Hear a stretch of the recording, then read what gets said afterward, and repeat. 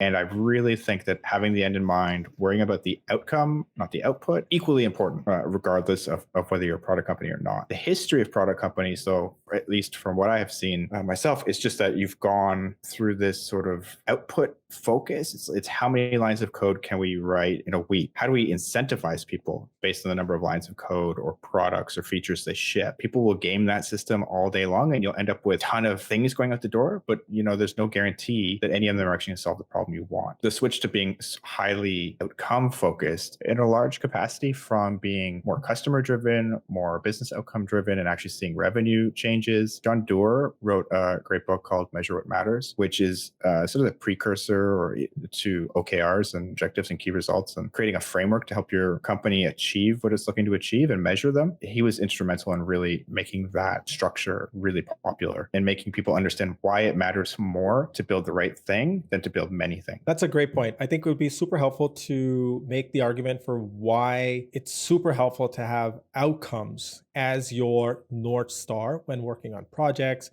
when working with internal teams, and when working with the client. Now, I know for a fact that when I'm working on any project, right from the briefing, when we first meet the client, we get the conversation going, and the client's trying to describe the problem and the challenge that they have. Usually that's like the symptom, what they're describing. When you start to probe and start asking questions, you get a layer deeper and you peel away, kind of ask them, okay, so why are we doing this? What are you trying to do? What is the outcome that you have in mind? What are the business goals that you have in mind? What do you want the customer to do? What is the kind of work or what is the kind of help we as an agency or as creative people can give you to get you to that place? And then you can further take that thinking and bring it back into the internal team and say, okay, so if this is what the client is saying in terms of the business objectives and the business outcomes, this is what they're trying to do. For example, we want to increase our sales or we want to increase awareness. All that translates into a creative